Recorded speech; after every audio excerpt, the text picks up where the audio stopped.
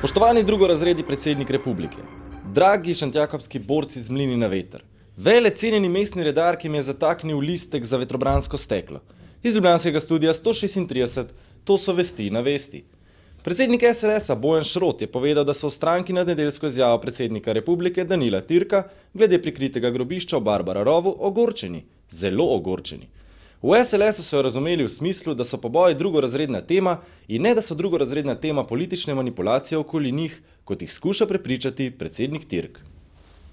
Menimo, da gre za eno veliko nezaceljeno rano slovenske zgodovine in da predsednik države kot predsednik vseh državljank in državljanov ne more ocenjevati ene teme za prvorazredne, druge pa drugorazredne. Naše mnenje je tudi, da je takšna izjava prizadela veliko število Slovenk in Slovencev, zlasti svojcev povojni pobitih, in se čudimo, da ob tem, ko tisti, ki so videli razsežnost tega zločina, z grozo opisujejo samo prizorišče in morišče, predsednik države pa se na tak način odziva na ta vprašanja. In pričakujemo, da se bo predsednik države javno upravičil vsem prizadetim, v nasprotnem primeru pa se nam zdi primerno, da razmisli o svojem odstopu.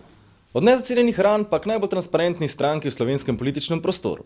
V SDS-u so izjavo predsednika Türka razumeli malo drugače. Zdaj pričakujejo, da jo bo razložil in dodatno ekspliciral.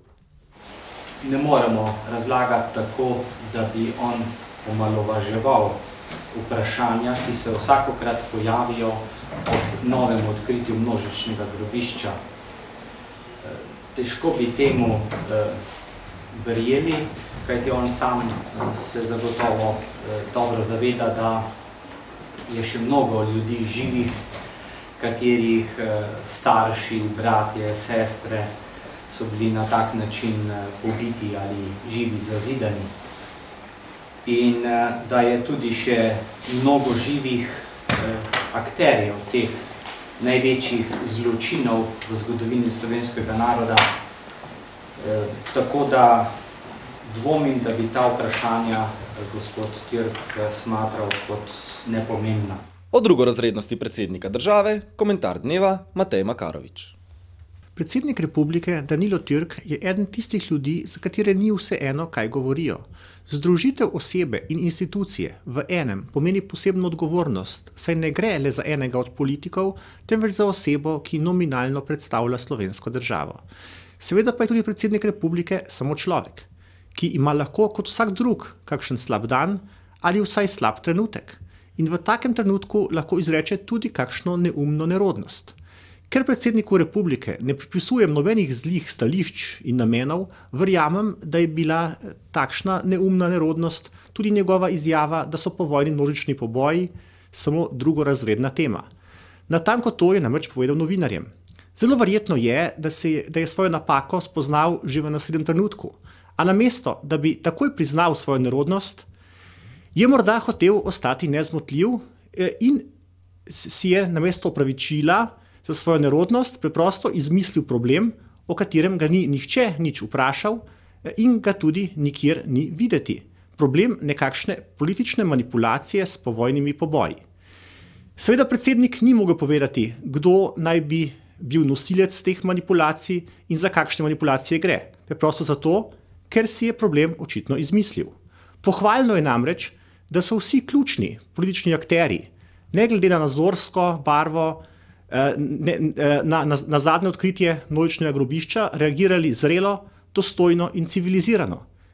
Edina omembe vredna izjema je bil prav predsednik Türk s svojo čudno izjavo o drugorazredni temi. Predsednik, ki bi moral državljane simbolično povezovati, je tako z izjavo o domnevnih manipulacijah pravzaprav sam odprl prostor za manipulacije in politične delitve, ki so pri tej temi res povsem odveč. V obsodbi zločinov te vrste preprosto moramo biti enotni, ne glede na to, v imenu kakšnih ciljev so bili zagrešeni. Predstavniki parlamentarnih strank so doslej ravnali modreje od predsednika republike. Slednji ima seveda še vedno dve možnosti.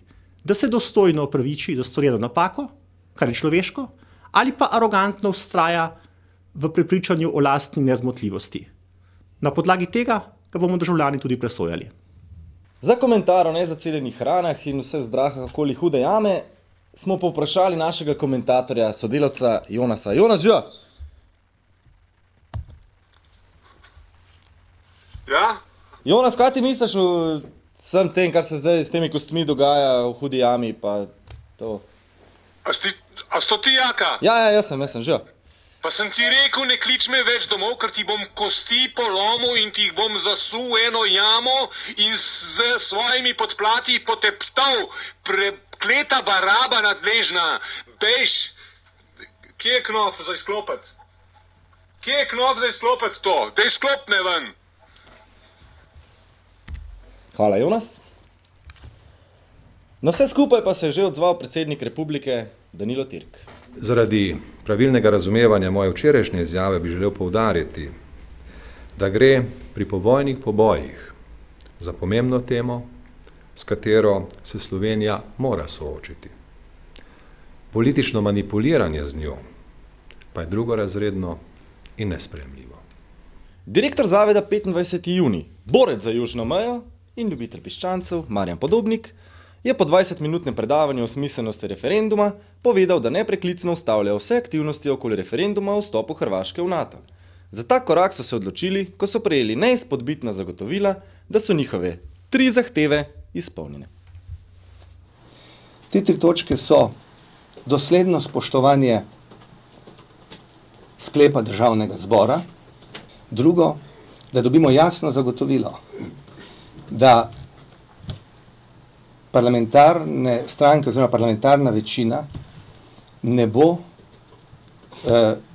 poskušala ukiniti možnosti naknadnega zakonodajnega referenduma in tretje, brez dvoma ključno v tem trenutku, torej jasno zagotovilo, da Slovenija ne bo umaknila zadržkov, ki jih je dala glede odpiranja nadaljnjih poglavij in zapiranja poglavij ob vstopanju Hrvaške v Evropsko unijo, dokler se Hrvaška dokler ne umakne spornih dokumentov zemljevidov oziroma se odreče možnosti uporabe teh dokumentov v primeru reševanja mejnih vprašanj pred mednarodnim sodnim telesom. Šport in šah.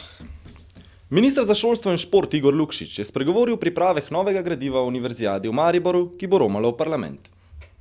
Vlada se je namenila in ta delovna skupina pripraviti temeljito gradivo, ki bo upoštevalo čim več dejstev, po možnosti vsa dejstva, ki so vezana na univerzijado in s tem bo šla v državni zbor, tako da se bo državni zbor lahko kompetentno odločil o tem, kako z univerzijado in kako z razvojem Slovenije ter tega štajerskega področja. Slovenija, Slovenija, Slovenija. Kulturac. V Šentjakobskem gledališču je včeraj slabi 2 uri potekalo odprto srečanje podpisnikov peticije Ohranimo Šentjakobsko, ki nasprotuje selitvi tega skoraj 90 let starega ljubljanskega gledališča z ljubljanskimi mestnimi oblastmi. Svoje mnenje in občutke so ljubljanskemu županu Zoranu Jankoviću predstavili mnogi kulturniki, na koncu pa je stvari na pravo mesto, kot ponavadi, postavil Tič, Gašper Raljan Tič, fejst fant. Po njegovi predstavitvi mnenja je župan v Pahorjevem slogu obljubil vsaj to, da se bodo mestne oblasti s svojimi strokovnjaki še enkrat posvetovali.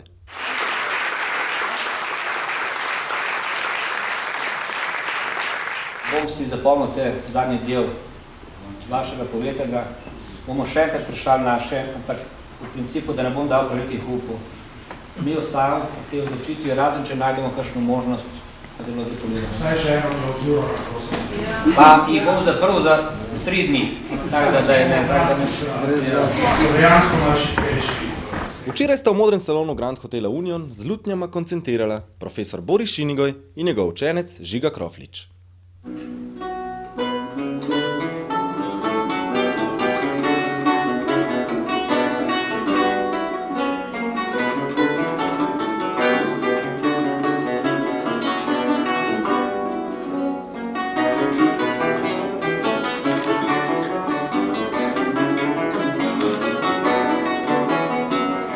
Še vreme, v Hudi jami bo deževalo, zato pazite, da se boste primerno oblekli in se ne boste spotikali čez spolzke kosti. Iz ljubljanskega studia 136, To so bile vesti o drugorazrednih temah. Lepo se imejte.